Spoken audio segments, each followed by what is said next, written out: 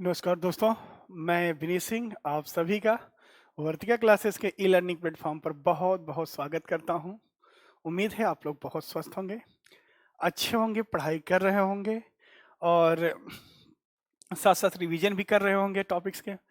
और ऐप के माध्यम से भी जो लोग नहीं जुड़े हैं जल्द से जल्द जुड़िए। आप गूगल प्ले स्टोर पे जाइए, वर्तिका क्लासेस ई लर्निंग टाइप कीजिए या डिस्क्रिप्शन बॉक्स में मैंने क्या डाल दिया है लिंक डाल दिया है। आप वहां से भी लर्निंग ऐप को डाउनलोड कर सकते हैं। ठीक है दोस्तों। दोस्तों जैसा कि हम लोग पढ़ रहे थे कोऑर्डिनेट ज्योमेट्री की एक सीरीज और कंटिन्यूअस हम लोग पढ़ते जा रहे हैं। लगभग 13 पार्ट हम लोग कंप्लीट कर लिए, 13 पार्ट। आज प्रैक्टिस सेट का लगभग तीसरा या चौथा पार्ट है। प्रैक्टिस सेट मैंने कंप्लीट थ्योरी पढ़ा रखा है। जितने आपके एग्जाम के लिए जरूरी चीजें हैं मैंने कंप्लीट दे रखा है। बाकी चीजों के लिए आप प्लीज 11th-12th का एनसीईआरटी अपने पास जरूर रखिए और डिटेल में उसको जानने के लिए तो और अच्छा कर सकते हैं। यहाँ पर मैंने लगभग पूरा कंपाइल करके मैंने कोऑर्डिनेट ज्योमेट्री पढ़ा दिया। कंप्लीट 100% कंप्लीट है। प्रैक्टिस सेट में 50 क्वेश्चन का एक प्रैक्टिस सेट करते हैं हम लोग। थ्योरी के साथ साथ भी हम क्वेश्चन कराते चले हैं। वहां पर भी लगभग 50 क्वेश्चन आप लोग किए होंगे, टोटल 100 क्वेश्चन। बाकी आप किसी भी रेफरेंस बुक को आप फॉलो कर सकते हैं, वहां से आप क्वेश्चन करते जाइए। ठीक है दोस्तों। तो दोस्तों आज हम लोग नेक्स्ट सेशन स्टार्ट करते हैं कोऑर्डिनेट ज्योमेट्री की। और लगभग हम लोग 20 क्वेश्चन हम लोगों ने कंप्लीट कर लिया था। आज देखेंगे 21, 22 अप टू 50 क्वेश्चन। ठीक है, तो प्लीज आप लोग वीडियो को लाइक किया कीजिए और चैनल को अधिक से अधिक दोस्तों तक शेयर कीजिए ताकि अधिक से अधिक बच्चों को इसका लाभ मिल सके। ठीक है दोस्तों, चलिए। और हाँ, मैं दावे के साथ ये कह सकता हूं कि जिस सिचुएशन में, जिस कंडीशन में हम लोग पढ़ रहे हैं, ये अपने आप में भी एक गर्व की बात है। और याद रखना, जिस तरीके से मैं पढ़ा रहा हूं, जिस सिस्टमेटिक ढंग से पढ़ा रहा हूं, एक बार अगर आपने पढ़ लिया, थ्योरी एक बार आपने कंप्लीट कर लिया, तो आपको कभी जीवन में किसी भी टॉपिक में रुकावट नहीं आएगी। ठीक है दोस्तों, चलिए आज स्टार्ट करते हैं। 21 देखने से पहले क्वेश्चन नंबर 22। 21 तो 20 तक हम लोग कर चुके हैं। 21 देखने से पहले क्वेश्चन नंबर 22 देखिए। आपके स्क्रीन पर ये रहा।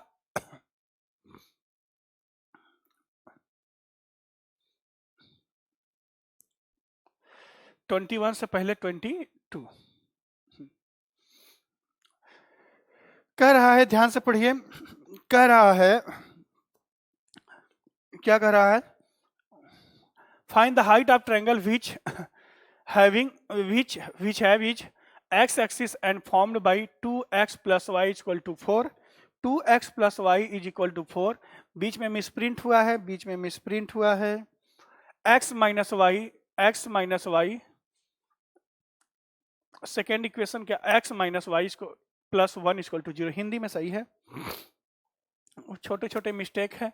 दो इक्वेशन है, मैं लिख देता हूं 2x, दो इक्वेशन है 2x plus Y equal to 4 और सेकेंड इक्वेशन है x minus y plus 1 equal to 0। ये दो इक्वेशन है। इंग्लिश में टाइप मिस्टेक है, एक बार आप लोग चेक कर लीजिएगा। हिंदी को भी देखते चलिए। x एक्स वाली भुज को आधार मान लिया जाए। x एक्स को आधार मानना है। देखिए ध्यान से, बहुत आसान है ये क्वेश्चन करना। ये x एक्सिस है, ये y एक्सिस है।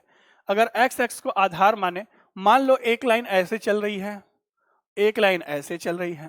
मान लो, कैसे भी करके मान लो। मैं हटा देता हूं क्वेश्चन मैं हटा दे रहा हूं। क्वेश्चन को आप लोग करेक्ट कर लेना।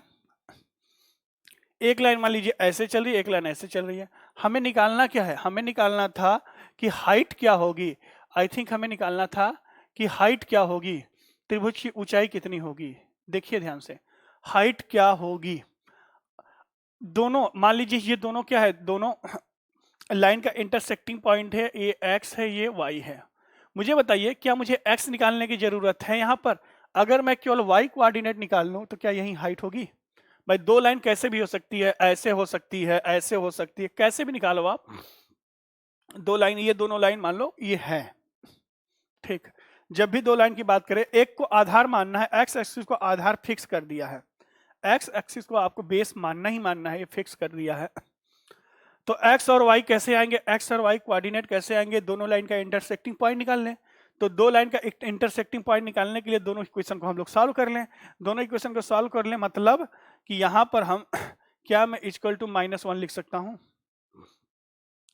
दोनों को क्या कर दीजिए, दोनों को क्या कर दीजिए, एक्स निकालने की जरूरत नहीं है। अगर दो का मैं मल्टीप्लाई करके, दो का अगर मैं इसमें मल्टीप्लाई कर दूं, मल्टीप्लाई करके क्या कर दूं, सबट्रैक्ट कर दूं, तो डायरेक्ट आ गया। सबट्रैक्ट कर दूं तो डायरेक्ट आंसर आ जाएगा। सबट्रैक्ट मतलब साइन चेंज, माइनस प्लस और प्लस, एक्स एक्स कट जाएगा, कितना हो जाएगा 3y इक्वल टू 6, तो y इक्वल टू हमें x निकालने की जरूरत नहीं है।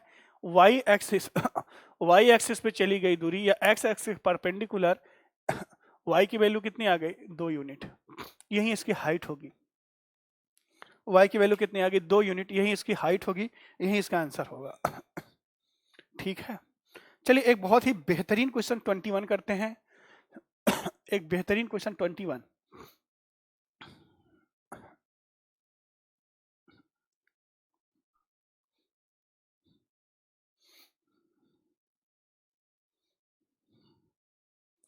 एक बहुत ही बेहतरीन क्वेश्चन 21।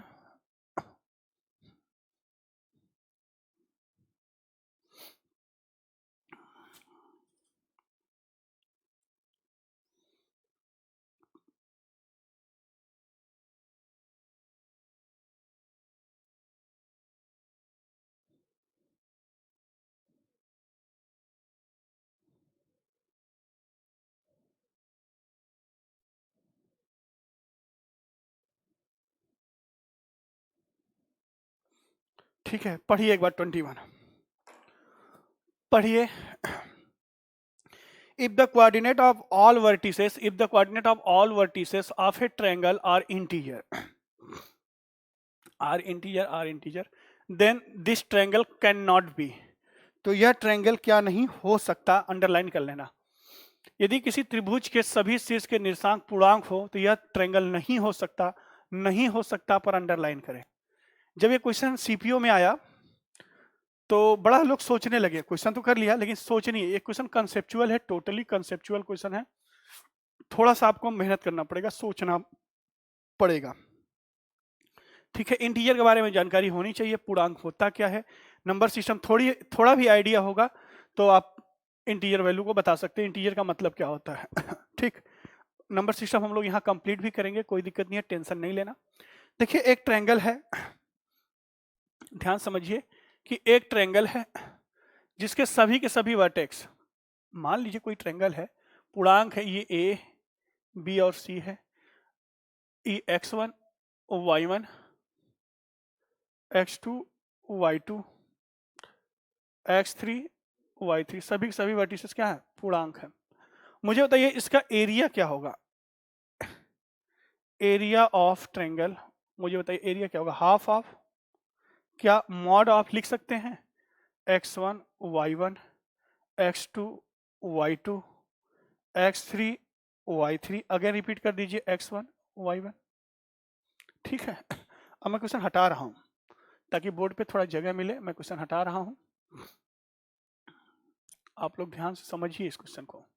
ठीक, यहां से मैं लिख सकता हूं हाफ ऑफ, देखिए ध्यान से, सभी पूर्णांक हैं, सभी इंटीजर वैल्यू हैं, लिख सकते हैं x1 y2, ध्यान से समझिएगा इस क्वेश्चन को कि कहना क्या चाह रहा है, x1 y2 plus x2 y3 plus x3 y1 minus y1 x2 minus y2 x3 minus y3 x1। ठीक है, ध्यान समझिए, ये क्लियर हुआ।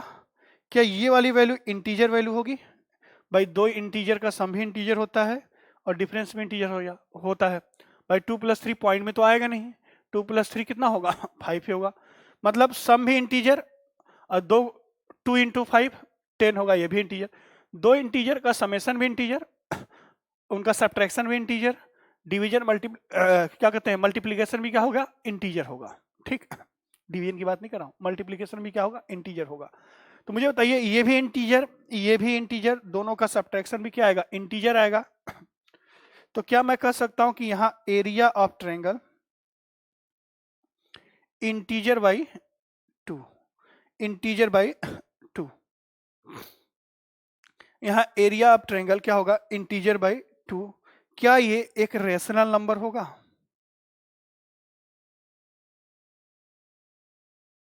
बोलो ध्यान से भाई, इंटीजर बाई 2, कुछ इंटीजर वैल्यूज है अपॉन 2, ये रेशनल नंबर होता है। पी बाई क्यू के फॉर्म में लिखा जाने वाला नंबर क्या होगा, रेशनल नंबर होगा। क्या ये रेशनल नंबर आया?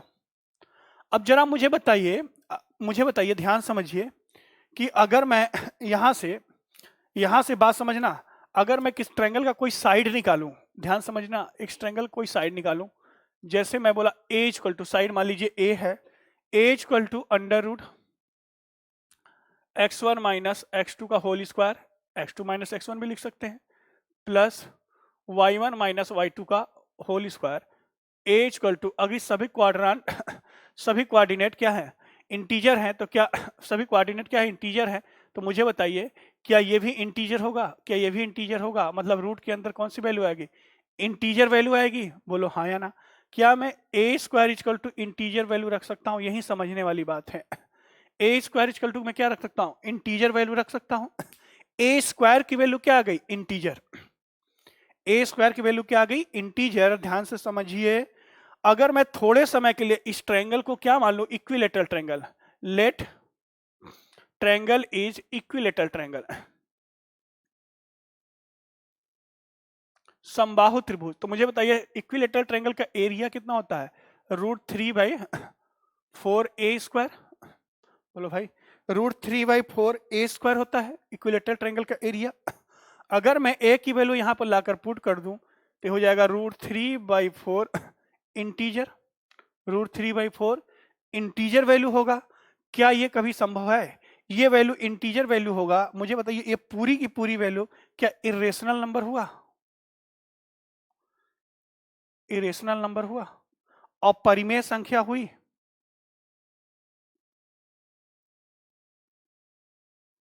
अपरिमेय संख्या, यहां पर तो आ रहा था परिमेय संख्या, तो ये कंट्राडिक्शन हुआ, कंट्राडिक्शन हुआ।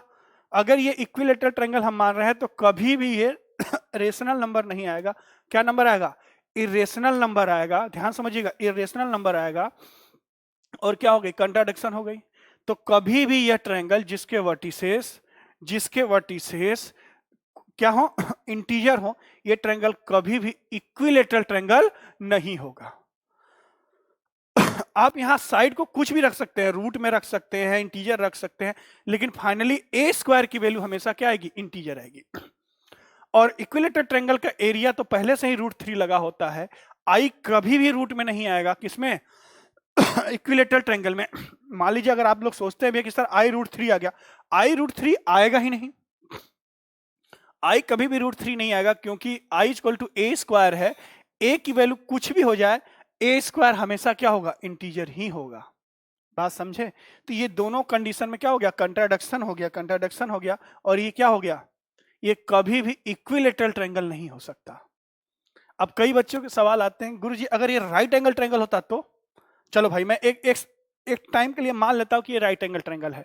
मान लीजिए राइट एंगल ट्रायंगल है, हाइट मान लीजिए आ गई, हाइट मान लीजिए आ गई √3, और बेस आ गया मान लीजिए √2, बेस आ गया √2। भाई यहां तक कंडीशन सेटिस्फाई है कि कितना आना चाहिए, रेशनल नंबर आना चाहिए। मान लो थोड़े समय के लिए कि अगर इक्विलेटरल ट्रायंगल है, तो मुझे बताओ कि एरिया क्या होगा इक्विलेटरल ट्रायंगल का area, half of base √2 into √3। ये तो काम हो गया। देखो ध्यान से, ये कितना हो जाएगा, √6/2। ये नहीं हो सकता, हो सकता है का भी कंडीशन आएगा। मान लीजिए इक्विलेटरल ट्रायंगल के केस में, अभी तो हमने लिया था हाइट √3 और बेस √2। अगर हाइट मैंने लिया मान लीजिए √4, √4 का मतलब क्या हो गया, 2, और बेस मैंने लिया √9, √9 का मतलब 3। तो मुझे बताइए एरिया क्या होगा, हाफ ऑफ 9 चुका 36, 36 मतलब 3। ये तो इंटीजर आ गया, इंटीजर हो सकता है। अब हर केस में भाई, सभी केस में तो इंटीजर नहीं ना हो रहा है, या सभी केस में क्या है इरेशनल तो नहीं ना हो रहा है, कुछ केस में हो रहा है, कुछ केस में नहीं हो रहा है। तो हमें तो एक स्टैंडर्ड केस चाहिए ना, जहां हर केस में वो कभी भी रेशनल नंबर ना आए। क्या रहा है? Irrational number. तो इक्विलेटरल ट्रायंगल ही ऐसा ट्रायंगल है जिसके हर सिचुएशन में, चाहे वैल्यू आप साइड की कुछ भी लो, वो आएगा हमेशा क्या? Irrational number. जबकि आना क्या चाहिए? रेशनल नंबर आना चाहिए एरिया। तभी तो दोनों में मैच करेगा। ठीक, ये आ रहा है इरेशनल नंबर, इसीलिए कहा जाएगा कि यह ट्रायंगल इक्विलेटरल ट्रायंगल नहीं हो सकता। किसी भी केस में इक्विलेटरल ट्रायंगल नहीं हो सकता। बात समझ में आ गई? अच्छे से एक बार दो बार इसको पढ़िएगा, तब और क्लियर होगा। ठीक है, चलिए आगे बढ़ते हैं। Question number 23।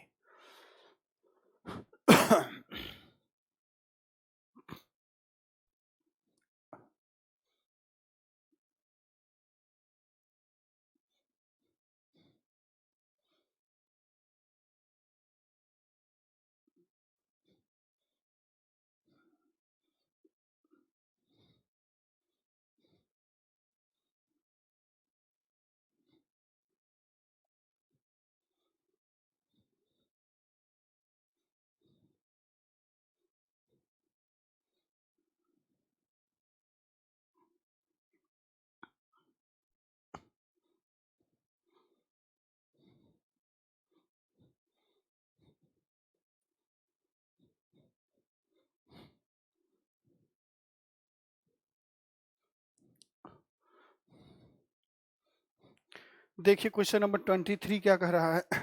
If the area of triangle is 4 square unit, 4 square unit या 4 unit, the and their two coordinate are -4 0 and 1 -1, then third coordinate lies on which equation? Third coordinate किस इक्वेशन पे लाई करेगा? किसी त्रिभुज के दो शीर्ष के निर्देशांक इतने हैं, उनका क्षेत्रफल 4 वर्ग इकाई है, तो त्रिभुज का तीसरा शीर्ष निम्न पर स्थित होगा। ठीक, बहुत अच्छा क्वेश्चन है, एक बार आप लोग ट्राई कीजिए। ठीक है, एक ट्रायंगल है ए बी सी, मान लीजिए तीसरा कोऑर्डिनेट एक्स वाई है, एक्स वाई है, ध्यान समझिए, और ये है -4 0 -1 1। ठीक, पहली बात कि हम एरिया निकालें, ध्यान से समझिएगा मैं क्या करने जा रहा हूं। ठीक, area of triangle half of x y, half of x y, x y से स्टार्ट मत कीजिए, -4 से कीजिए, नहीं तो दो बार एक्स वाई आ जाएगा, कैलकुलेशन में दिक्कत करेगा। एक ही बार आने दीजिए, -4 0 -1 1 एक्स वाई, और क्या करना, -4 0, एक ही बार। ये बराबर किसके है? 4 स्क्वायर यूनिट। जब भी एरिया मॉड, ये पूरा मॉड है, तो जब भी मॉड हटेगा ये एरिया हमेशा प्लस माइनस दोनों लिखा जाएगा, ये चीज ध्यान रखिएगा। मॉड के इक्वल टू कोई भी वैल्यू अगर आती है तो वो प्लस माइनस दोनों लिखी जाती है, क्योंकि मॉड हमेशा पॉजिटिव वैल्यू देता है, ये दोनों प्लस माइनस दोनों को रिप्रेजेंट करता है, इसी बात का ध्यान रखिएगा। ठीक है, जब भी एरिया लिखेंगे हम प्लस माइनस, जब आप लिमिट्स पढ़ेंगे एकेडमिक में थोड़ी जानकारी होगी, मैं पढ़ाऊंगा अलजेब्रा में, थोड़ा बताऊंगा आप लोगों को कि मॉड के बाहर प्लस माइनस क्यों लिखते हैं। ठीक है, इसीलिए लिखते हैं कि जब ये रिजल्ट आता है प्लस माइनस दोनों आता है, माइनस को हम लेते नहीं है, क्योंकि एरिया कभी निगेटिव नहीं होती, लेकिन होता है प्लस माइनस बोथ। ठीक है, अब जरा इसको सॉल्व कीजिए, इसको सॉल्व कीजिए। 1/2 कितना हो जाएगा? -4 -y, ये तो 0 हो जाएगा, फिर इधर से 0 हो जाएगा, -x और +4y इक्वल टू +-4। अब मैं क्वेश्चन को हटा रहा हूं, आप देखिए 2 का मल्टीप्लाई कर दें तो ये कितना हो जाएगा 3y minus x, 3y minus x minus 4 equal to plus minus 8, plus minus 8। कुछ गड़बड़ हो गया क्या? अच्छा ये -1 कुछ गड़बड़ है क्या? कोऑर्डिनेट मैंने गड़बड़ लिख दिया, ये -1 1 है, थोड़ा सा चेंज, कोई दिक्कत नहीं है, थोड़ा सा चेंज कर लीजिए। तो ये तो हो जाएगा प्लस में, ये तो प्लस हो गया, ये भी होगा प्लस में, ये तो 0 हो गया, ये 0 हो गया, ये माइनस ठीक है, ये सही है, अब ठीक है। तब यहाँ पर चेंज कर लीजिए, यहाँ पर चेंज कर लीजिए, कितना हो जाएगा 5y माइनस एक्स प्लस 4, अब ठीक है। कोऑर्डिनेट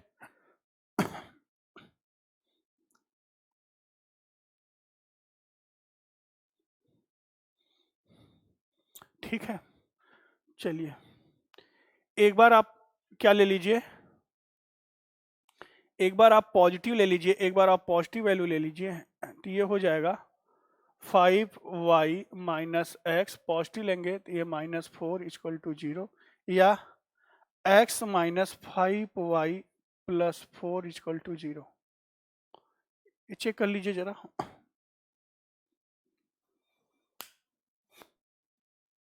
कुछ गड़बड़ आ गया क्या?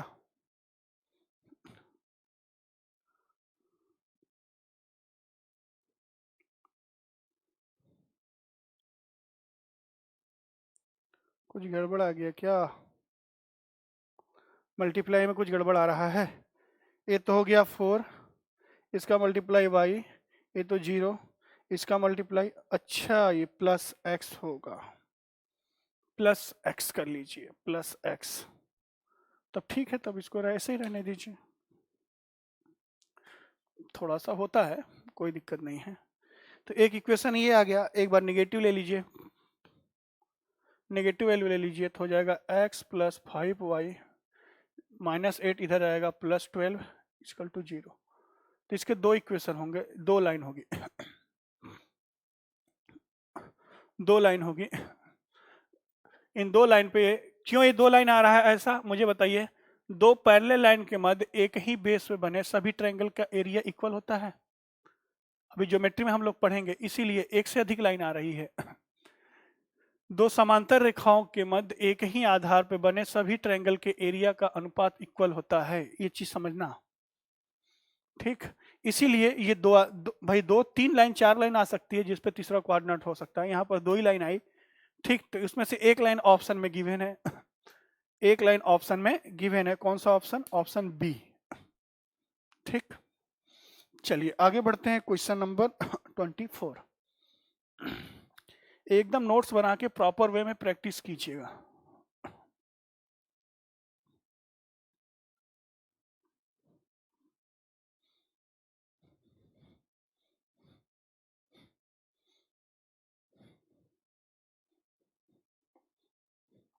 अगला टॉपिक जो यूट्यूब पे हम लोग पढ़ेंगे वो होगा LCM HCF.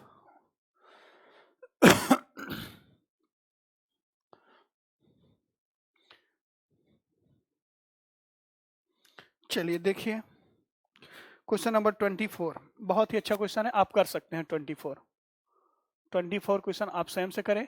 Find area of close by, find area closed by coordinate P दिया है, Q दिया है, R दिया है। कोऑर्डिनेट जरा चेक कर लीजिए, -4 2 -4 2 Q 1 1 R 4 1, ठीक है। एंड S क्या है 2 5। डायरेक्ट एरिया ही निकालना है, देख लो। Area of quadrilateral, area of 4 point quadrilateral बनेगा 1/2, मैंने बता रखा है आपको, बस लिख दीजिए। कितना कितना है -4 2 1 1 1 1, और कितना है 4 1 4 1, अगेन थर्ड वन कितना है 2 5 2 5, अगेन इसको रिपीट कर दीजिए -4 2। सॉल्व कर लेना आप इसको, जब सॉल्व करोगे तो आंसर आ जाएगा, इसका आंसर आएगा 49/2। 49/2 स्क्वायर यूनिट।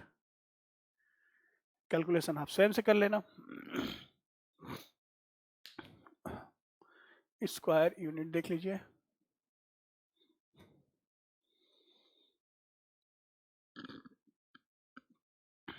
ठीक है, चलिए आगे बढ़ते हैं।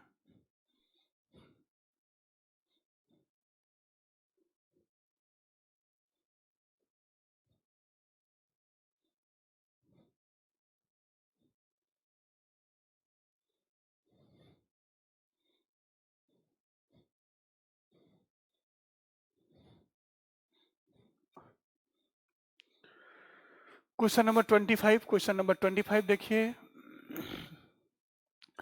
Find the fourth coordinate of rectangle whose three coordinate P इतना, Q इतना, R इतना रिस्पेक्टिवली। यदि किसी आयत के तीन निर्देशांक, देखिए ध्यान से, अगर ज्योमेट्री में जरा सा भी आपको आइडिया होगा तो किसी भी रेक्टेंगल के डायगोनल्स एक दूसरे को इक्वली बाइसेक्ट करते हैं। अगर ये है P, Q, R, S, ये दोनों डायगोनल्स एक दूसरे को इक्वली बाइसेक्ट करते हैं। क्यों करते हैं मैं बताऊंगा ज्योमेट्री में। इक्वली बाइसेक्ट करते हैं O पर। तीन कोऑर्डिनेट दिए हुए हैं, चौथा निकालना है। P दिया है 2,1, 2,1, Q दिया है कितना 6,1, 6,1, R गिवन है, R गिवन है 6,4, 6,4। चौथा निकालना है, इसको मान लो x, y। कुछ नहीं करना है, आप P और R की मदद से मिड पॉइंट निकालिए। इक्वली बाइसेक्ट करते हैं। इक्वली बाइसेक्ट का मतलब O क्या है, दोनों डायगोनल का मिड पॉइंट है। आप क्या करो, P और R के मदद से आप O निकाल लीजिए। मिड पॉइंट होता है, मिड पॉइंट होगा कितना होगा, इन दोनों का सम बटा 2, 6 2 8, ये हो जाएगा 4। एक और 4 कितना हो जाएगा 5, 5/2 ये आ गया। अब इन दोनों डायगोनल की मदद से एक्स वाई निकाल लीजिए। मिड पॉइंट के कोऑर्डिनेट दिए हुए हैं। 4 इज इक्वल टू क्या हो जाएगा, x प्लस 6/2। तो मुझे बताइए कि x की वैल्यू कितनी आ जाएगी, x की वैल्यू 2 आ जाएगी। और दिया है 5/2 is equal to y plus 1/2। 2 से 2 कैंसिल हो जाएगा, y की वैल्यू कितनी आ जाएगी 4। तो इसके जो कोऑर्डिनेट होंगे, चौथा कोऑर्डिनेट होगा वो 2,4 होगा। 2,4 means B option.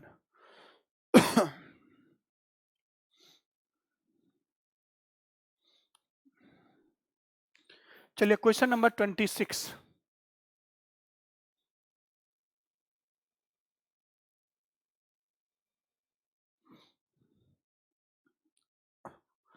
Question number 26 पढ़िए।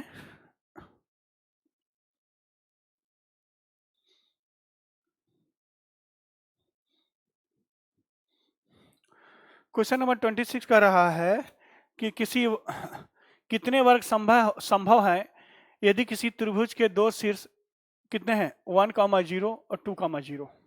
कुछ नहीं करना यार, बस देखो ध्यान से कितने ट्रायंगल, कितने स्क्वायर संभव है। ये x एक्सिस है, ये y एक्सिस है, क्या है 1,0 है, ये हो जाएगा 1,0, ये हो जाएगा 2,0। ठीक, एक तो इसके ऊपर बनेगा, देखो ध्यान से, एक तो इसके ऊपर स्क्वायर बनेगा, एक नीचे बनेगा, और एक कहाँ बनेगा, अगर मान लीजिए ये ए पॉइंट है, ये बी पॉइंट है, तो एक तो ऊपर बनेगा, एक नीचे बनेगा, और एक अगर ए बी डायगोनल हो जाए तो ऐसे बनेगा। तो कितने स्क्वायर संभव है, तो total square number of square equal to 3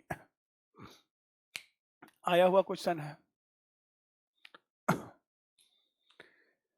एक तो ऊपर, एक नीचे और एक बीच में, अगर ए बी डायगोनल हो जाए तो नंबर ऑफ स्क्वायर कितने बनेंगे, 3।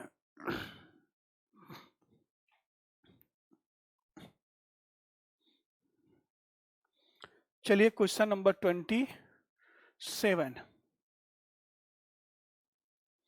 ये भी क्वेश्चन अच्छा है।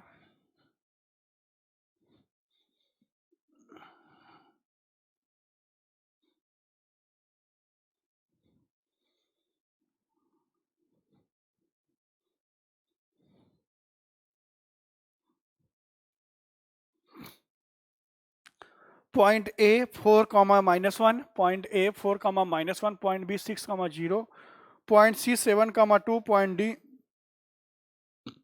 5 comma 1 are the vertices of the following quadrilateral, then quadrilateral is.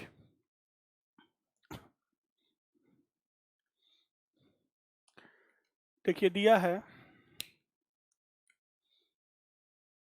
A coordinate, मान लीजिए ए बी कितना है 4 कॉमा -1, बी 6 कॉमा 0, सी दिया है 7 कॉमा 2 और डी दिया है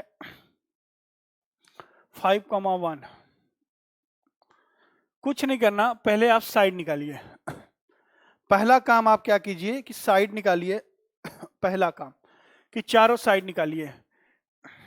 मैं क्वेश्चन को हटा दे रहा हूं, बहुत ही बेहतरीन क्वेश्चन, जल्दी जल्दी साइड निकाल लीजिए। डिस्टेंस फार्मूला से आप साइड फटाफट बता दीजिए कि मान लीजिए कोई क्वाड्रिलेटरल है, अभी मैं ऐसे ही रैंडमली बना दे रहा हूं। अब ये क्वाड्रिलेटरल होगा क्या, पता नहीं क्या होगा, मुझे नहीं मालूम।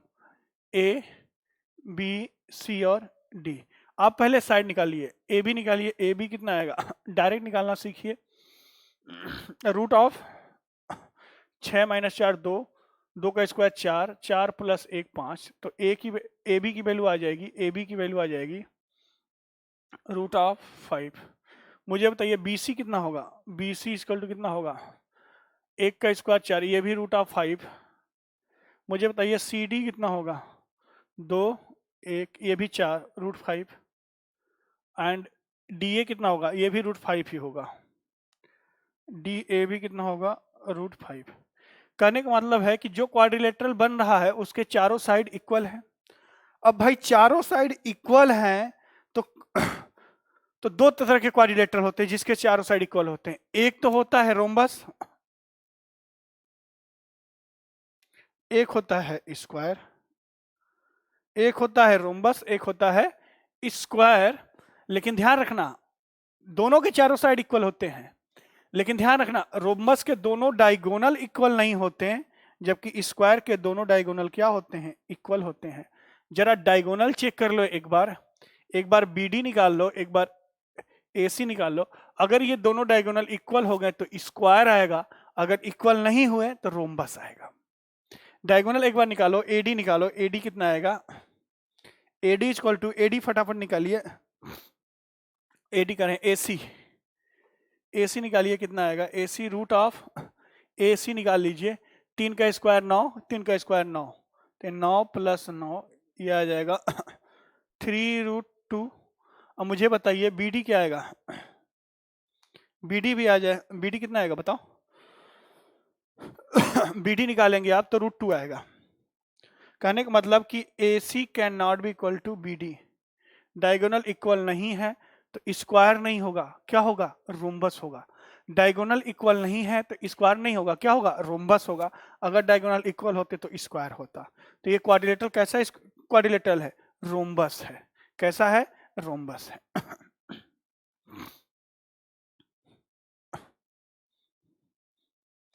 चलिए आगे बढ़ते हैं।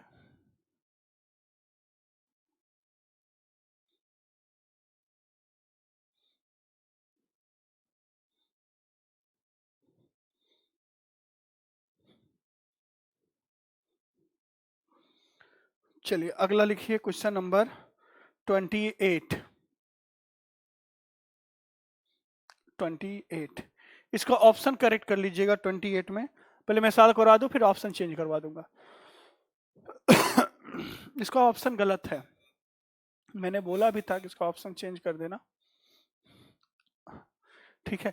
पी और क्यू के निर्देशांक क्रमशः इतना इतना है। यदि पी क्यू को इस आर तक इस प्रकार बढ़ाया जाता है कि P Q equal to 2QR, तो आर के निर्देशांक क्या होंगे। सबसे आसान क्वेश्चन, ए है पी, ए है क्यू, इनके कोऑर्डिनेट गिवन है, कितने कितने हैं पी और क्यू के -3 4, और क्यू के कोऑर्डिनेट हैं 2 1। इनको आर तक बढ़ाया जाता है, आर तक बढ़ाया जाता है। दिया है P Q equal to 2QR। मैं क्वेश्चन हटा दे रहा हूं, आर तक बढ़ाया जा रहा है। इसका मतलब ये हो गया कि पी क्यू अपॉन के क्यू आर इक्वल टू 2/1। 2/1 थोड़ा सा इधर ले लो तो और अच्छा लगेगा। क्यू कोऑर्डिनेट कितने थे? कोऑर्डिनेट कितने थे? 2,1। तो रेशियो कितना है? 2:1। इसके कोऑर्डिनेट मान लीजिए कितने हैं? x और y। बस इंटरलिनियर डिवीजन का फॉर्मूला लगा दीजिए। इंटरलिनियर डिवीजन का फॉर्मूला लगाइए।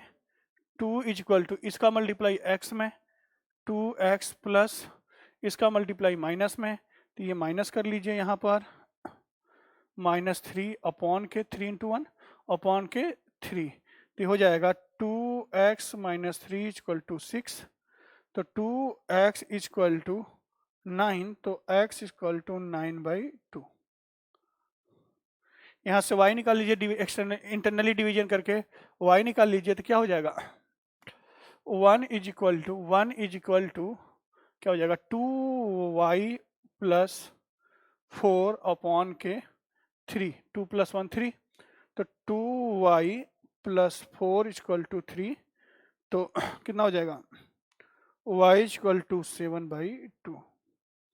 तो जो x और y के कोऑर्डिनेट होंगे वो होंगे 9/2, 9/2 एंड 7/2। चेक कर लेना, ऑप्शन में ये नहीं था, कोई ऑप्शन काट के इसको बना सकते हैं आप।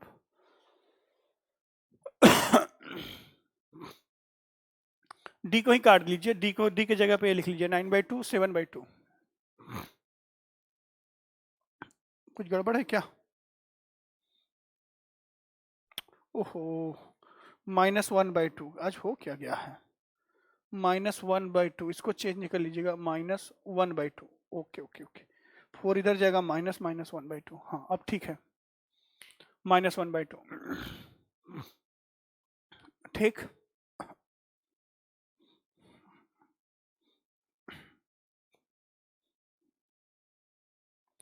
क्वेश्चन नंबर 29 देखिए।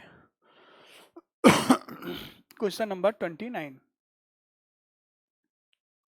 ये भी बहुत अच्छा क्वेश्चन है।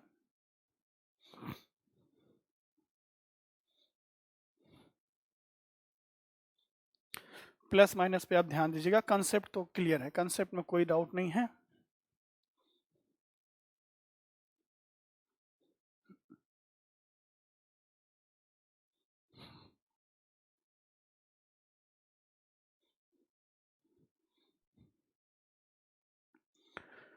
Point P-1 P+2, P+1, P+1 P are collinear if.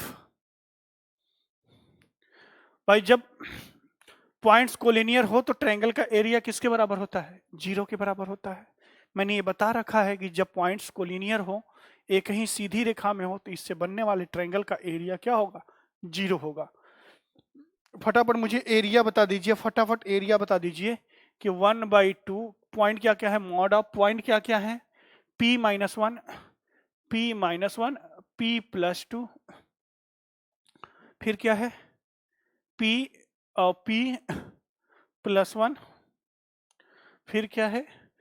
P+1 P+1 और P, और इसको फिर से रिपीट कर दीजिए, P-1 P+1। ठीक, फटाफट एरिया निकालिए। ये एरिया किसके बराबर होगा? 0 के बराबर होगा, तो 2 से मल्टीप्लाई हो जाएगा, 0 होगा। डायरेक्ट लिखिए जरा, तो फटाफट इसको डायरेक्ट मल्टीप्लाई करके लिखिए। क्या लिखेंगे हम लोग?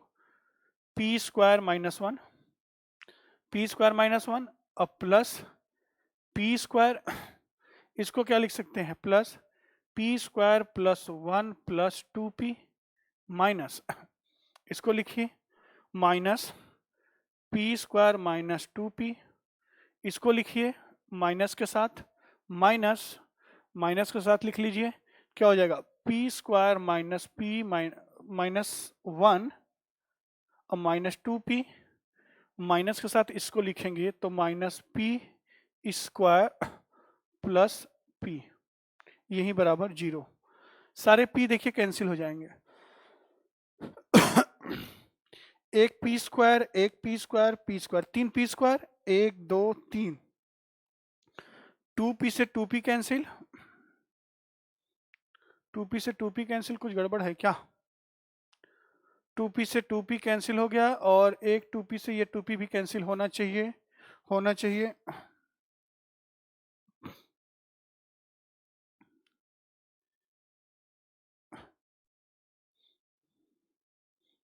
चेक कर लीजिए एक बार, ये हो गया इतना,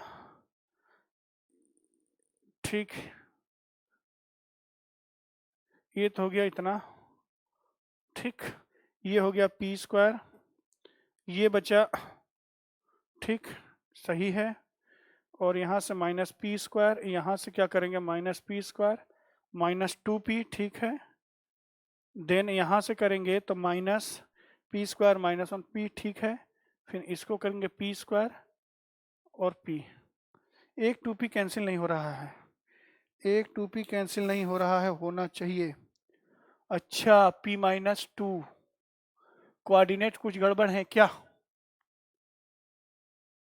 पहला कोऑर्डिनेट p प्लस 2, हाँ यहाँ पर मैंने 2 नहीं लिखा है इसीलिए गड़बड़ आ रहा था, ये 2 होना चाहिए। अब देखिए लास्ट वाला कहाँ तक ठीक है, माइनस पी स्क्वायर माइनस 1, ये गड़बड़ है, कर लीजिए इसको, ये तो ठीक था, ये तो ठीक है भाई, कितना था minus P square plus P minus P square plus P, ये तो ठीक है। इसका मल्टीप्लाई करेंगे इसमें तो minus P square plus P,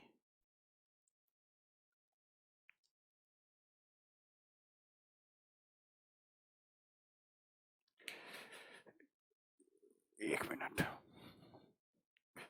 फिर से चेक कर लेते हैं, देखिए बोर्ड पर सभी लोग, हो जाएगा पी स्क्वायर माइनस 1, एक हो गया, और प्लस पी स्क्वायर, यहाँ से आएगा प्लस, चेक कीजिए पी स्क्वायर, इसका गुणा कीजिए, पी स्क्वायर प्लस 2p, और ये हो जाएगा 2p, P square plus 2p, ध्यान से, पी स्क्वायर प्लस 2p मतलब 3p हो जाएगा, एक p और हो जाएगा 3p, और ये हो जाएगा प्लस 3, अब ठीक है। अब यहाँ से माइनस माइनस पी स्क्वायर और माइनस 2p, अब ठीक, यहाँ से हो जाएगा minus minus P square minus 1, यहाँ से हो जाएगा minus P square plus P equal to 0, अब कट जाएगा, 1 2 3, 1 2 3, बचा कितना 3p, ये प्लस होगा क्या, एक फिर गड़बड़ हो गया, तो ये प्लस हो जाएगा, माइनस तो ये प्लस हो जाएगा, देखिए प्लस होगा कि माइनस होगा यार, कुछ गड़बड़ सड़बड़ चल रहा है गुणा करने में, क्या है P square minus 1, P square plus 3p,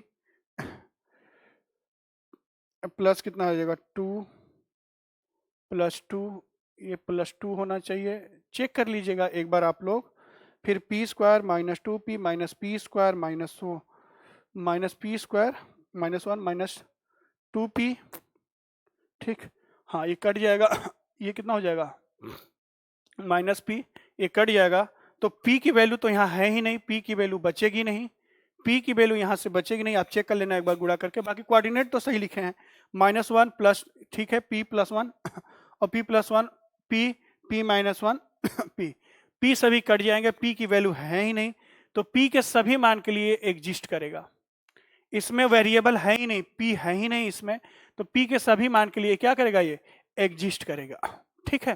थोड़ा सा कैलकुलेटिव था, गुणा भाग में चेक कर लेना एक बार आप लोग, गुणा भाग करके चेक कर लेना, 3p यहाँ से 3 से कट जाएगा, ठीक।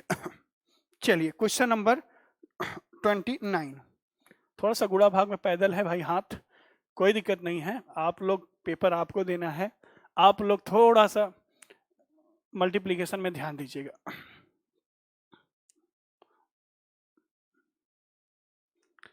ठीक है, होता है। ठीक है, क्वेश्चन नंबर 30 देखिए, 30 भी बहुत बढ़िया क्वेश्चन है। 30 नंबर क्वेश्चन आया हुआ है सीजीएल मेंस में। कोऑर्डिनेट में चेक कर लीजिए एक बार। कोऑर्डिनेट है ए, फिर है B into m+1b plus C m+2c are collinear, तो फॉलोइंग ट्रू। ये भी आसान है, गुणा भाग है इसमें भी। ये तीनों पॉइंट्स क्या है, कोलिनियर, तो इससे बनने वाले ट्रायंगल का एरिया क्या होगा, इक्वल होगा। ये भी आसान है, देखिए मैं कोऑर्डिनेट लिख देता हूं। Area of triangle half of mod of क्या क्या है, ए, फिर क्या है बी, 1+m×b, और क्या है सी, और क्या है cm+2 × c, again a। Area क्या हो जाएगा 0, तो 2 मल्टीप्लाई होके 0। ठीक है, हाँ जरा गुणा कीजिए इसको फटाफट। एक ही लाइन कीजिए, ऊपर से नीचे प्लस आएंगे, ऊपर से नीचे प्लस, नीचे से ऊपर माइनस। ठीक है, चलिए गुणा करते हैं। पहले तो इसको गुणा कर दें, तो हो जाएगा ए बी प्लस ABM, ये हो गया क्लियर। अब इधर से आइए, प्लस BCM प्लस 2BC, ठीक है 2BC plus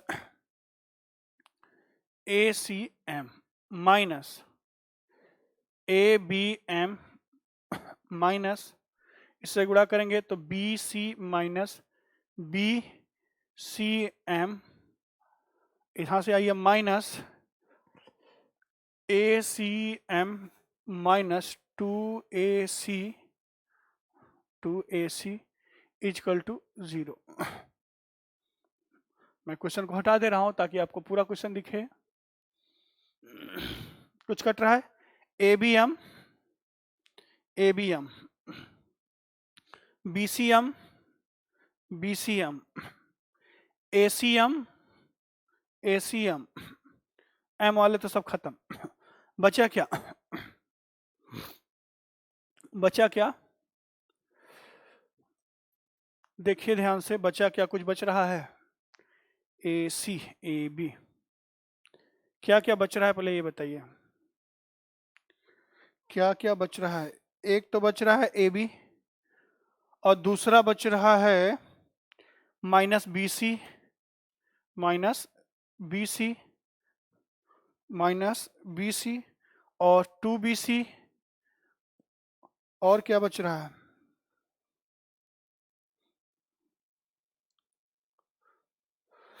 AB 2BC minus BC और AC, ये बच गया।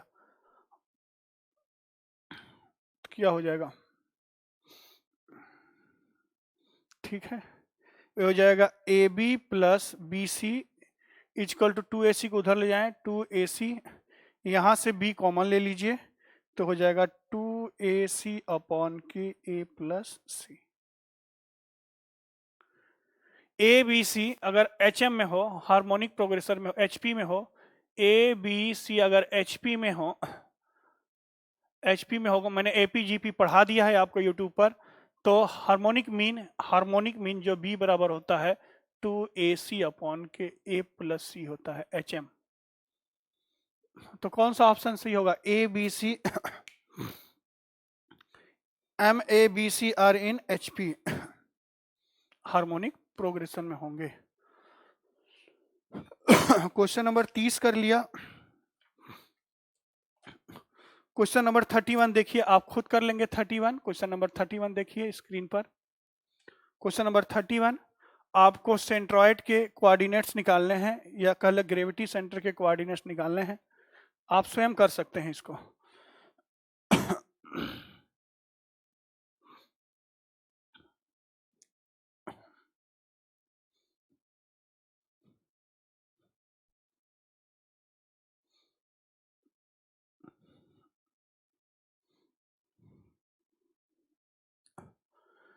ठीक है, देखिए आराम से निकाल सकते हैं आप। इसमें कुछ न किसी त्रिभुज के शीर्ष के निर्देशांक दिए हैं, तो त्रिभुज के केंद्रक के निर्देशांक ज्ञात कीजिए। केंद्रक के कोऑर्डिनेट क्या होते हैं? x equal to x1 plus x2 plus x3 by 3, y equal to y1 plus y2 plus y3 by 3। Value put करके निकालना है। Option A is the correct option. Option A is the correct option. ठीक, तो आज हम लोग यहीं तक करते हैं 31 तक। कल देखेंगे आगे की कहानी। ठीक है दोस्तों।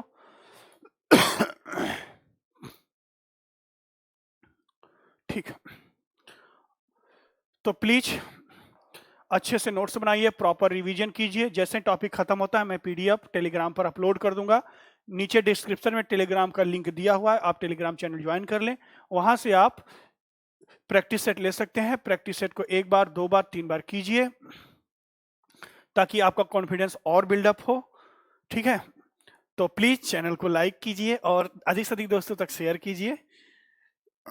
पढ़ते रहिए, अच्छे रहिए, स्वस्थ रहिए। मिलते हैं कल नए एनर्जी नए उत्साह के साथ। Thank you so much.